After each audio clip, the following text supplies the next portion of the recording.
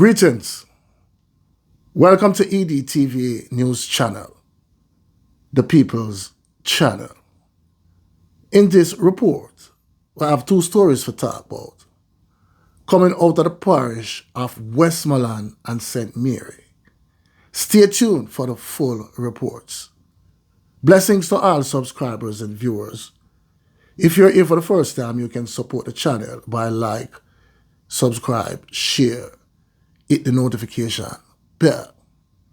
So people will start off in the parish of Westmoreland, where two teen cousins drop out in a fiery bike crash after warning ignored.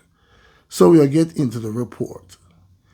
Parents and teachers of the two teenage cousins who drop out in a fiery crash on their way to Petersfield High School on Tuesday are baffled that they were traveling on a motorcycle. It is against the school rules, and one's boy mother had warned him not to ride a bike to school. He promised her he would not. The dropouts are particularly difficult as the Westmoreland school is still mourning the loss of a 15-year-old schoolgirl who dropped out in a 5-fatality crash on November 13. All three were in Fort Farm. We are coming out of a week of prayer. We are a praying school. We had a brief devotion and we prayed with the general student body, said acting principal Vinton Vaz. He described students and teachers as traumatized, but said they had been receiving support provided by the education ministry. According to Vaz, the school has zero tolerance for students riding a bike to school. It is banned from the school. We do not condone it, and they cannot park the bike on the school compound or anywhere that we are aware, said the acting principal. He said one of the boys' parents had been called in prior to the incident when they learned that the student was riding a bike to school. Vaz also noted that just 2 weeks ago, the Transport Authority and the Island Traffic Authority had engaged with students and hosted a sensitization workshop. 16-year-old Ajani Robinson and 14-year-old Zakiel McIntyre are just the latest in a long list of Westmoreland road fatalities that involves bikes. The parish has a bike taxi culture and for years has led the rest of the country in road fatalities. Despite frequent training sessions and free safety equipment, so Angela Hewitt was understandably reluctant for her son to use the method of transportation. After a friend told her Robinson, who is affectionately called JJ, was riding a bike to school, she said on Tuesday she confronted him. He denied it. Miss said, JJ, don't ride no bike go to school. And at this morning, me hear say him drop out off a bike. The distressed mother added, saying that she was unaware how he came by the bike. In reacting to the boy's dropout, President of the Jamaica Teachers Association, Leighton Jackson, said it underscores the urgent need for us to implement a rural school bus system that will assist in ensuring that our students will commute to school on a daily basis in a manner that is safe. But Robinson's mother said she had told him to take the school bus. He just didn't listen. His cousin, Phineas Reed, who confirmed that there is a school bus that transports Petersfield students to school from Darlingston, was also left reeling from news of the fatal crash, and he struggled to accept that the teenager lied to him when they spoke on Sunday. They were at the funeral, he said, and he told Robinson to reduce his speed when traveling on the motorcycle and not to ride it to school. Him say him parked the bike at Darlingston, so when me hear this morning, me frightened, say him tell me a lie. Reed added. The Whitton police reported that around 6:50 a.m., Robinson and McIntyre was traveling on a motorcycle heading northerly along the Petersfield Main Road when the driver lost control while negotiating a corner. The teen then collided into a motor car, which caught fire. The police were summoned and the boys were transported to hospital where they were pronounced dropped out. Very, very sad story, people. No, people, mother knows best. You know what I'm saying? And old time people have a saying for say, if you can't hear, you will feel. And most of us as adults experience that in some way. You know what I'm saying?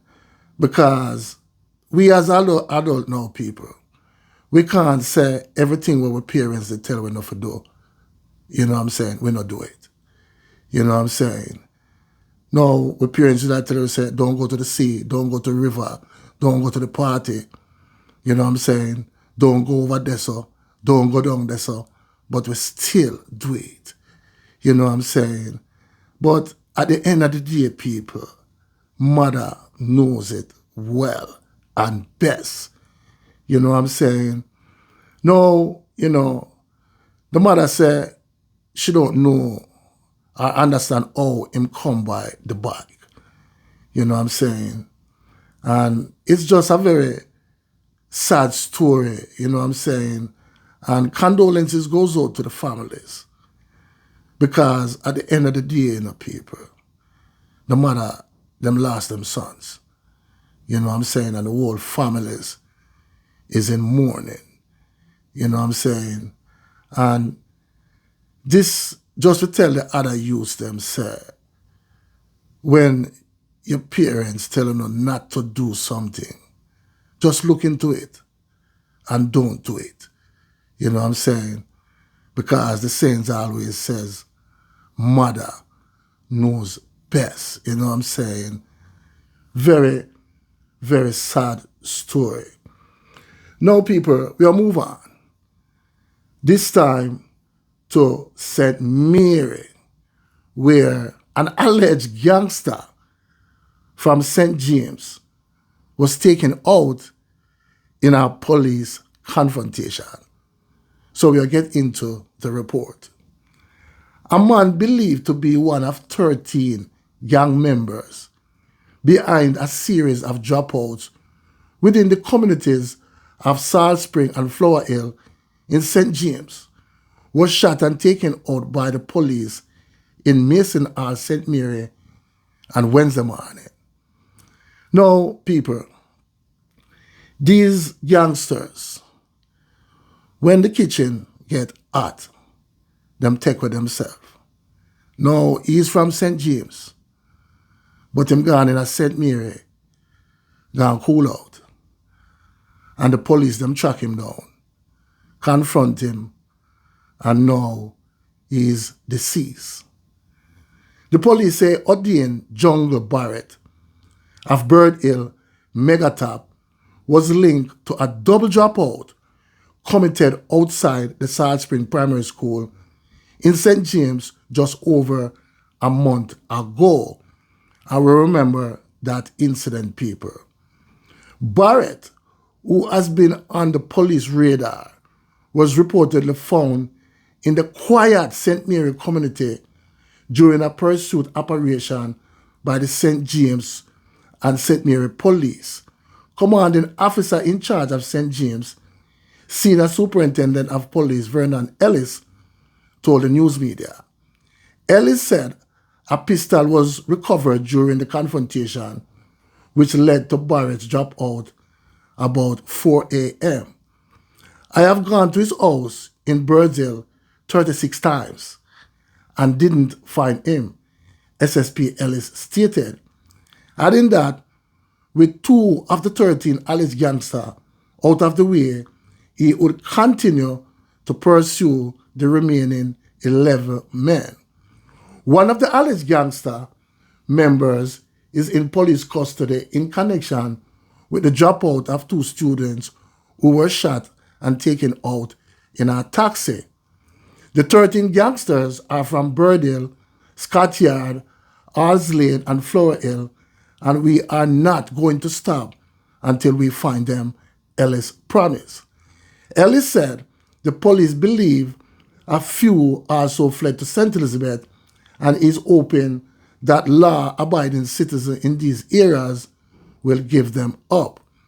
His comments come hours after the state of emergency, which went into effect on November 8th, ended in the parish. There has been no major crime in the parish since the measure was imposed. Job well done by the police. You know what I'm saying, people? Because these gangsters eat up them community. You know what I'm saying? Make whole heap of people drop out. And when them can't take the fire in the kitchen, then them flee to other communities for go on with them madness again. You know what I say, people? So job well done by the police in St. Mary and St. James. Please leave your comments down below and tell me what you think. One aim, one God, one destiny.